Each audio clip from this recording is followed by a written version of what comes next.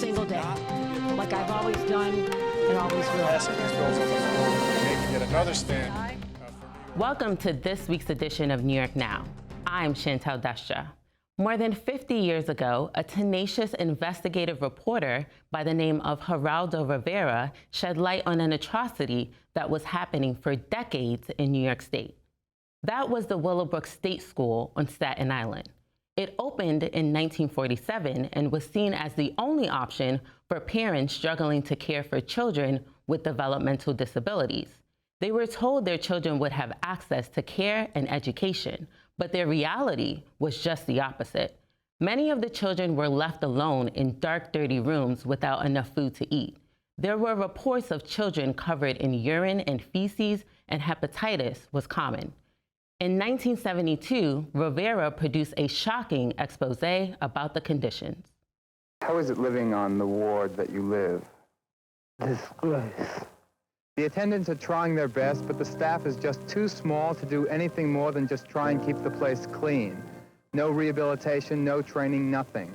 And after a class action lawsuit, Willowbrook closed in 1987. To mark more than 50 years since Rivera's expose, a documentary was released. It was produced by the state's Council on Developmental Disabilities and the Office of General Services.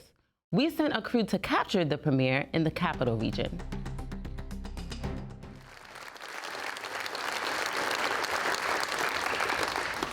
The idea for a documentary came to us about a year ago when we began producing a series of videos commemorating the 50th anniversary of Geraldo Rivera's expose.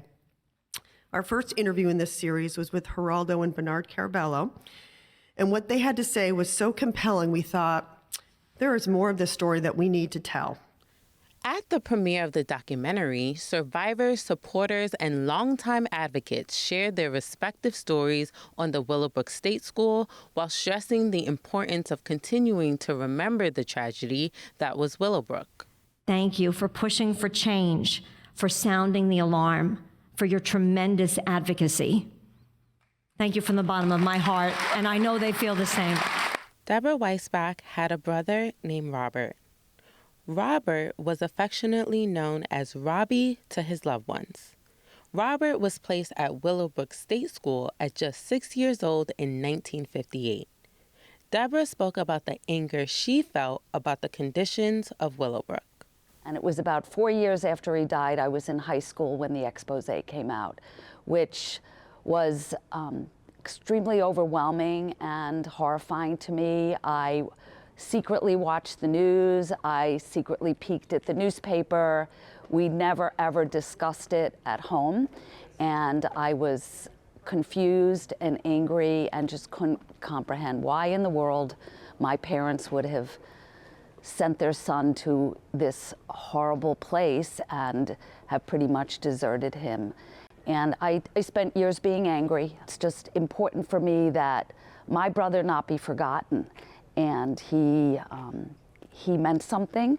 He meant something to me. I know now that he mattered deeply. Like Deborah, Jose Rivera also had a brother at the Willowbrook State School.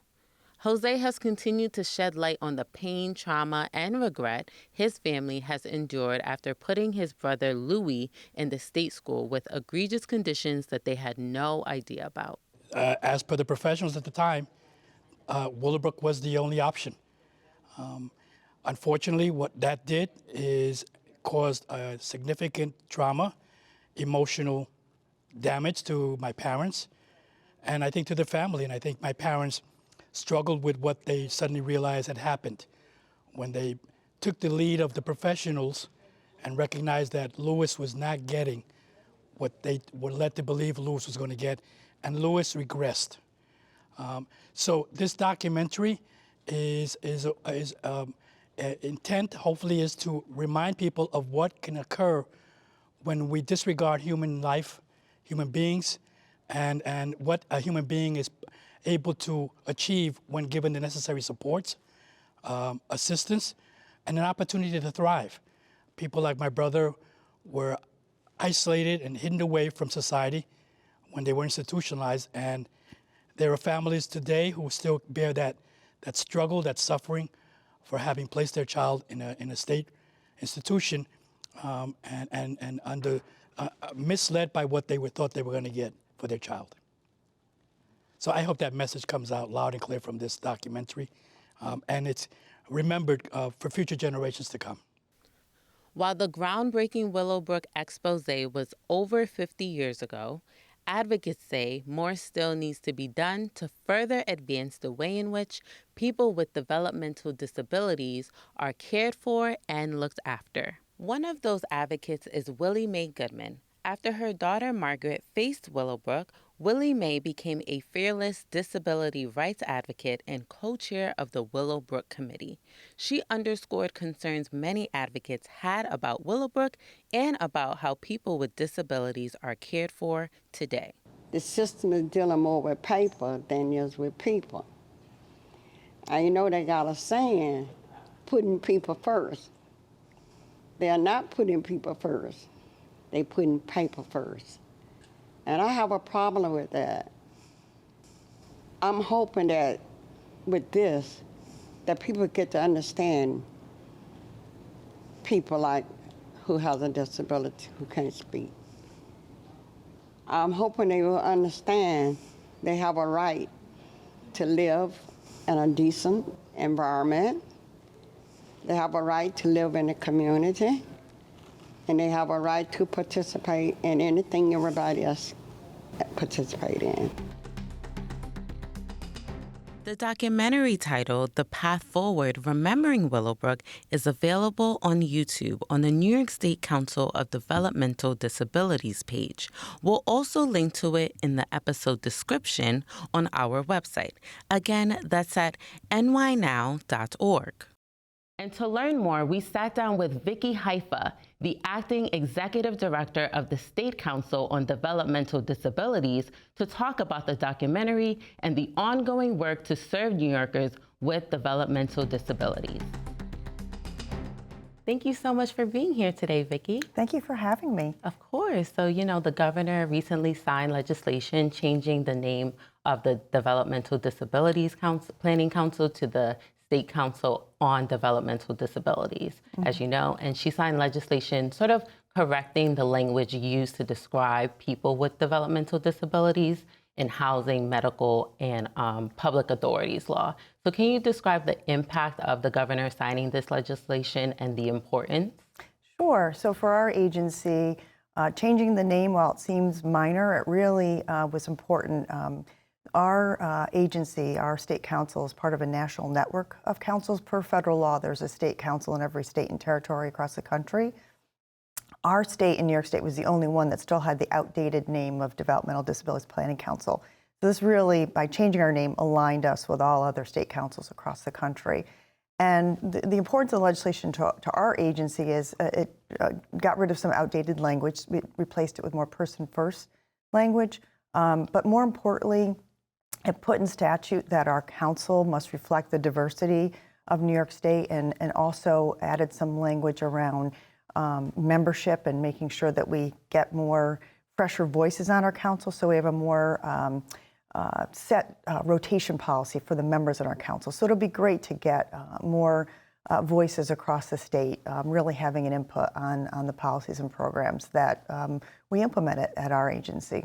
Yes, absolutely. And of course, the council was, influential with the Office of General Services to putting together the documentary, sort of commemorating the 50th anniversary of Willowbrook and Geraldo Rivera's expose, really revealing the egregious conditions at the state school, right? So why was it important for the council to put together that documentary? What was the thought process? So, the basic mission of our council and all the councils across the country is to improve the lives of people with disabilities so that they can live as independently as possible in the community they're choosing.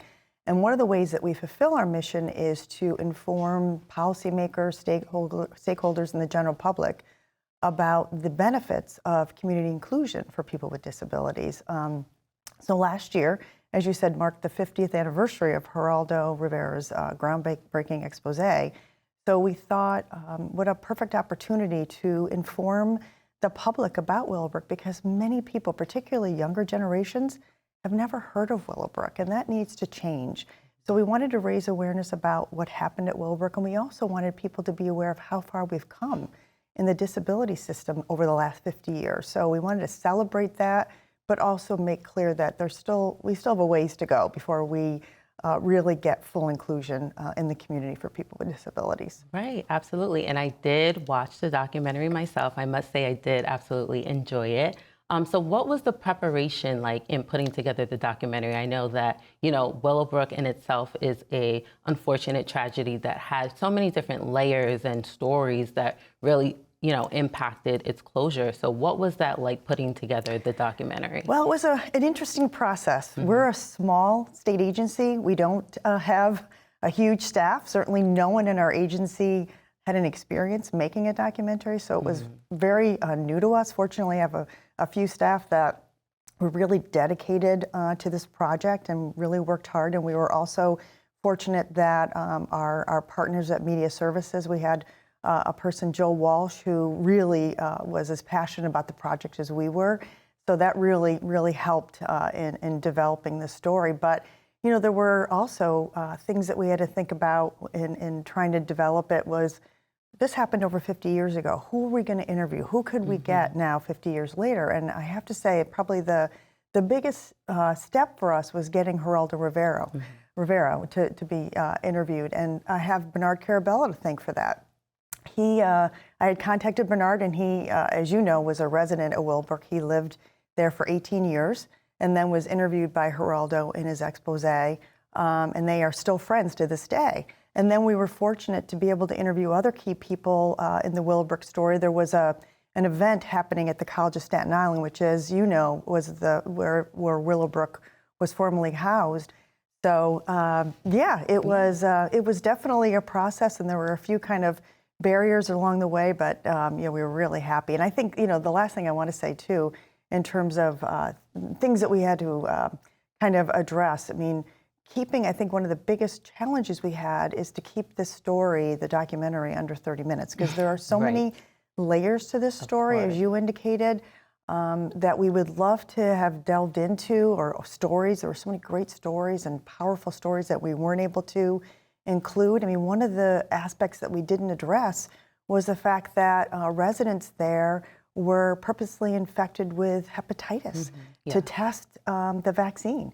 I don't think many people are aware of that, and we really wanted to include that, but just didn't have the time. Absolutely, and as you mentioned, there's been so many ways in which people with developmental disabilities are, being treated in a better way since Willowbrook, right? So I'm curious, from your purview, what ways can we continue to make advancements in the way that people with developmental disabilities are treated, either on the state level, but also on the federal level? Yes, there are a lot of, we've come a long way in the 50 years, as you see in the documentary, but there's still a ways to go. People with disabilities still have a much higher unemployment rate than people without disabilities. They still face various barriers to finding housing, affordable housing in the community, accessing transportation. So there are, many things that can be done at the state and federal level that still need to be done. We do have, civil rights and in law that people with disabilities must be not discriminated against, but, what's in law and what's in practice are two different things. So we have to really still work, and that's, as I said, something that the council does every day.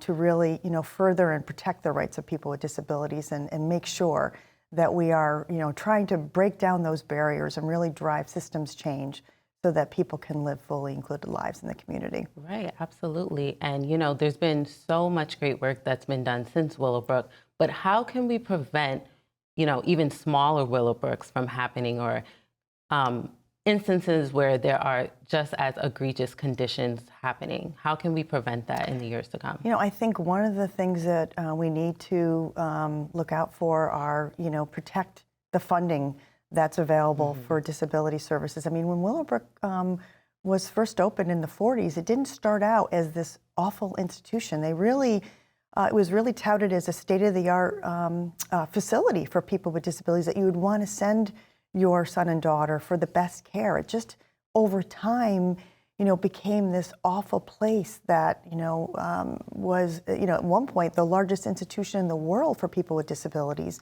And it was really because of, just various cuts to funding over the years that, resulted in staffing ratios that were like 50, 60 people to one staff person, which is not manageable. So I think one of the ways is to really advocate and protect funding for disability services to make sure that, we have adequate staff. And I think, one of the things that we're, facing now is a crisis among direct support professional staffing.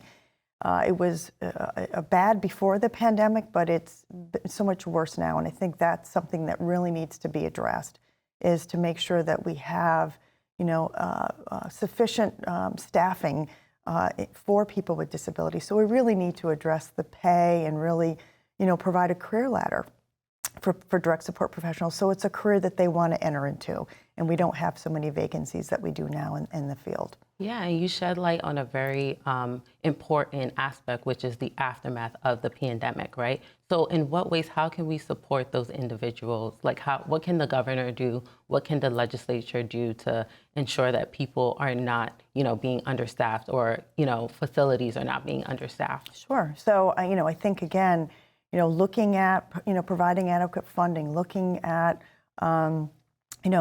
providing more innovative housing solutions. Not everyone with disabilities wants to live in a group home. Group homes are great. They're much better than living in an institution, but some people want to live, in just an apartment or a house. So providing more opportunities for that. So making sure that there's adequate funding. And I would also say that, again, looking at the direct support professional crisis and really providing sufficient funding and really addressing that in a long-term systematic way. That's something that, the governor and the legislature can do. And it's not just in the disability field, it's really in all human service agencies. So that this is a crisis with direct care staff.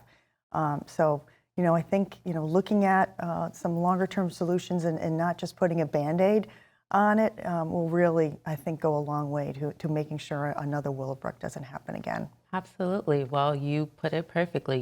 There's been a lot of strides that's been made since Willowbrook, but there's still so much work to be done. So thank you so much for being with us today, Vicki. And that was Vicki Haifa, Executive Director of the State Council on Developmental Disabilities. Thank you very much for having me. And as Vicki said, for people with disabilities, independence is key. A big part of independence for a lot of people comes from having a job. That's where NYSID comes in. They're a statewide network that connects people with disabilities with jobs, and they're looking for more support from the state.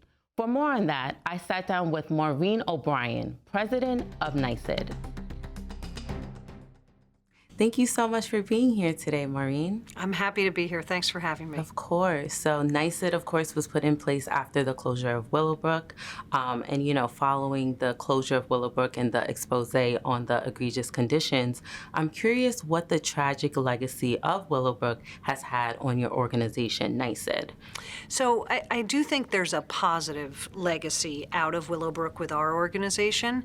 It's different than many of the other legacies that exist. We came into existence post-Willowbrook because Governor Hugh Carey at the time felt it was important to come up with ways in which individuals with disabilities could be integrated into communities and the workforce, and that's where NYSID came from. I do think we have to look at Willowbrook regularly. We have to review it every year. We can't forget what happened there, and we have to continue to learn from it as we move forward. Yeah, absolutely. And as you touched on before, it's an ongoing fight, and there is still a lot of work to be done. So what role do you see your organization having in the years to come as you continue to fight for rights for people with disabilities? Sure. We're going to continue to talk about employment for individuals with disabilities. Right now in New York State, the unemployment rate, if you are disabled, is 67%. Clearly, we aren't doing everything that we need to do to ensure that individuals with disabilities have access to jobs and have the appropriate settings in place so that they can be successful in the job. We do that a lot with social enterprises that we work with through NYSED and private corporations that have put the onus on making sure an individual with disability can succeed in the workplace. What I say all the time is individuals with disabilities are really, really great problem solvers. By the time they get to work, perhaps after taking public transportation, perhaps after getting dressed and back in a wheelchair, perhaps working through any number of issues, the easy part is once they're on the job. Yeah, absolutely. And are there any specific industries that you're hoping would, employ more people with disabilities? And how can you help to encourage those employers to hire people with disabilities? Yeah, so the program that we run, the Preferred Source Program for individuals with disabilities that NYSED manages, there are a number of different occupation areas and industries that we're allowed to work in where we can automatically contract with the state without having to go through the bid process. So we have a great number of customers at the government level who procure from us everything from janitorial services to digital accessibility to data imaging, all of those things. I think with AI and other things that are happening there, there's going to be in the technology space a whole bunch of other places where individuals with disabilities can be successful, and I look forward to working with the state on that. Are there any sort of misconceptions about hiring people with developmental disabilities that you've had to sort of, work through in your role, and how have you kind of combated that? Sure. One of the things I always say when it comes to hiring, particularly someone who's neurodiverse, what you and I would talk about as important in an interview process, sometimes someone who's neurodiverse can't do it. They can't sit across quietly from you and make eye contact. Perhaps shaking your hand would be something that they wouldn't embrace or welcome. And so if someone has the skills to do the job, that's what you have to interview for. You don't want to interview for eye contact, handshake, how the interview starts and ends. You really want to look at someone's skills and say, can they do the job? Will they be successful in the job? And can we give them the supports and structure where they will be? Some of the best employees I have in my organization are people who have had a barrier to employment because they come to work every day really excited about coming to work. They come to work really wanting to be on the job because they know what it's like not to have one. Yeah. And, of course, your office is doing, or your organization is doing a lot of great work, and the work is ongoing, right? So I'm curious about your long-term goals in this fight for allowing people with developmental disabilities to really be in the workforce. So there's two things we have coming forward at NYSED. One is the legislation that allows us to operate will sunset next year. So we'll have a boots on the ground effort to ensure that that legislation is renewed and that we can continue to operate the program that we're operating. In addition to that, we want everybody and anybody who wants to understand what we do to talk to us. We don't just have to sell our goods and services to government. Any private sector entity that is interested in diversifying their supply chain to assist individuals with disabilities can do business with us. This past year, we've done a number of things with Albany Medical Center and with their expanded footprint, and it's been great work for the individuals that we have. Yeah. And what has, that preparation for next year's fight really entailed? Like, are there any specific advocates or lawmakers that you've been working close with as you gear up for, next year? So right now in the Senate and the Assembly, there is a Disabilities Committee. Right. So again, that did not exist a number of years ago. The Disabilities Committee rolled up under the Mental Health Committee. Having our own committee structure in the Senate and the Assembly allows us greater access to elected officials to help them understand what it is that we do and why it's important. I feel like with the Chief Disability Officer, we also have a great venue to have a one-on-one conversation. What we need to do is get the word out. We need to get to work. We need to hit the ground running as soon as the legislative session starts. It sounds like your office has been doing really important work, and I really hope that, you get the extension that you so deserve. It sounds like you're already prepared for next year's fight. So please keep us posted on how the extension goes, and hopefully we can have you back here on the show very soon. Thank you so much for being here today. Thank you for having me. I really appreciate it. Of course. And that was Maureen O'Brien, President and CEO of the New York State Industries for the Disabled. And we'll link to NYCE's website on our website. Again, that's at nynow.org. As we close out this week, we return to Willowbrook. Today, it's known by another name. The College of Staten Island sits on part of the site that was once Willowbrook and is home to the Willowbrook Mile, a memorial to remind people of what happened there and how far we've come. We'll also be linking to the documentary, The Path Forward, Remembering Willowbrook, on our website. That does it for this special episode of New York Now. Thank you for tuning in, and see you next week.